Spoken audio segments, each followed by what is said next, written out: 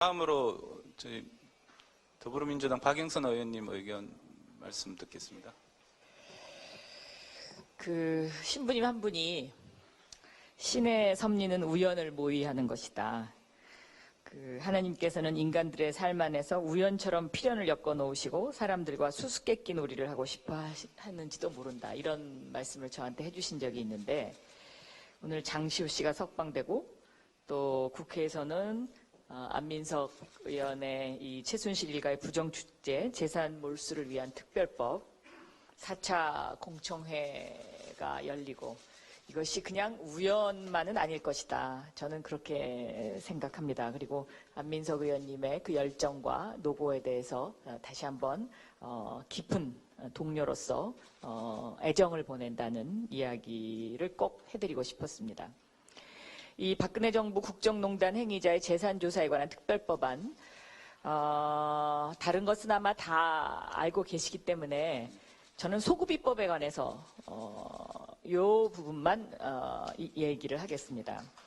제가 이 소급입법 관련 부분을 특별히 말씀드리는 거는 19대 당시에 2015년 2월 17일 날 지금의 이 최순실 일가의 부정축제 재산 몰수를 위한 특별법과 매우 유사한 불법 이익환수법, 일명 언론에서는 이것을 이재용법이라고도 하고 이학수법이라고도 했었는데, 이것을 제가 발의를 했었습니다. 그런데 그때 법사위 전체회의에 상정은 됐지만 소위 논의조차 없이 임기가 만료가 돼갖고 폐기가 됐었고요. 그 당시에 법사위원장님이 지금 제 후임 이상민 위원장님이셨는데, 이상민 위원장님이 전체회의에 상정은 했는데 이 소위에서 소위위원들이 이것을 아예 논의를 하지를 않았습니다. 그래서 제가 20대 국회에 들어와서 지난 2월 28일에 이 법을 다시 발의를 했습니다. 그래서 이 법, 제가 낸 법과 지금 안민석 의원이 이야기하는 최순실 일가의 부정축제 재산 몰수를 위한 특별법 매우 유사합니다. 그러니까 이 법이 통과되면 그 법도 통과돼야 되는 거고 서로 연관관계가 있습니다. 그래서 저의 경험을 봤을 때요, 여기서 이제 흔히 말하는 법조인들이 지적하는 것이 두 가지입니다. 그러니까 소급입법 문제와 이중처벌에 관한 문제인데요. 이중처벌에 관한 문제는 안민석 의원님 법과는 조금 거리가 있는데, 제가 낸 법은 이 이중처벌 문제를 피하기 위해서 형사적 몰수가 아닌 민사적인 환수 절차로 규정을 해놨습니다. 그래서 사실은 이중처벌에 해당되지 않습니다.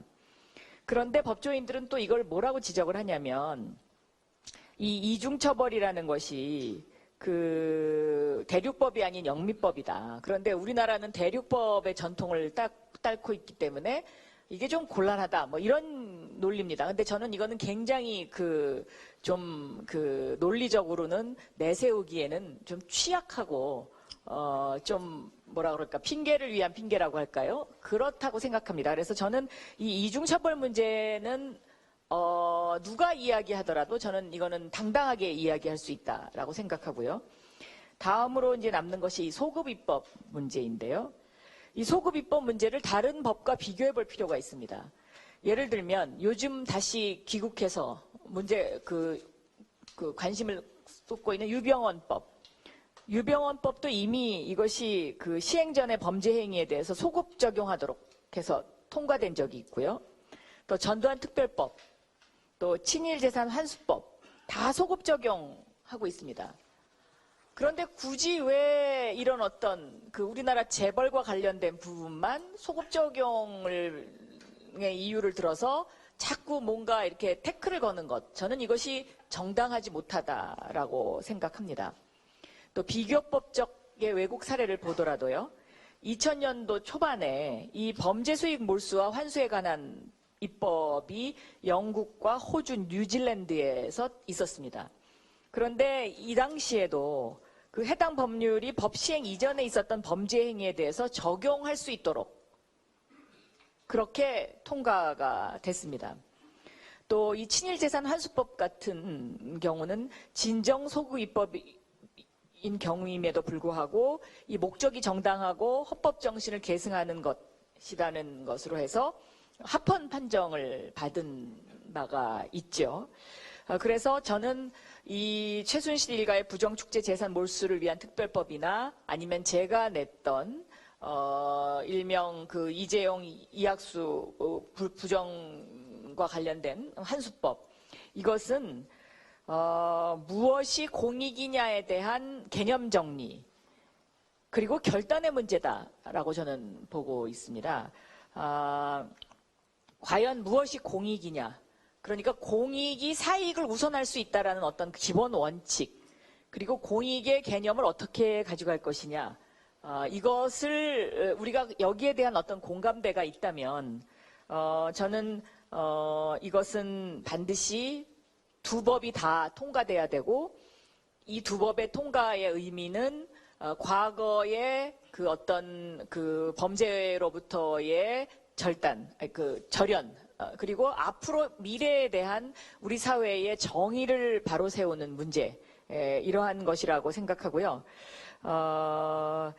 국회에서 과연 이것을 처리할 의지가 있느냐 없느냐의 저는 문제이지, 이것이 어떤 그 법조계에서 논의되는 소급입법의 논란이라든가 이런 범위의 어떤 그런 그 논의 구조는 이미 벗어난 것이 아닌가.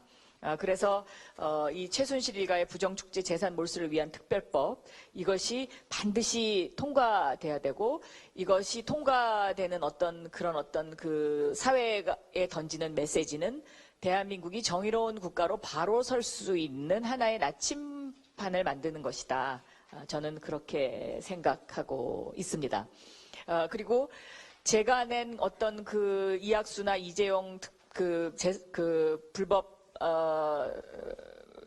이익환수법, 이것도 보면 그 법을 어정쩡하게 그렇게 만들므로 인해서 예를 들어서 이학수라는 사람이 뭐 수조 원의 그 시세 차익을 누리면서 지금 뭐 어디 들리는 말에 의하면 하와이에 가서 골프나 치고 있고, 거기서 이 사람 저 사람 불러다가 이런 어떤 사회적인 어떤 압력 내지는 로비를 하고 있다라고 저는 보고 있고요.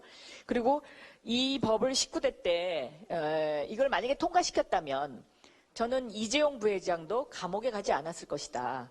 저는 그렇게 생각하고 있습니다. 그래서 대한민국의 정의를 위해서 반드시 꼭 통과됐으면 좋겠다라는 것이 저와 또 더불어민주당 많은 의원들의 입장입니다. 이상입니다.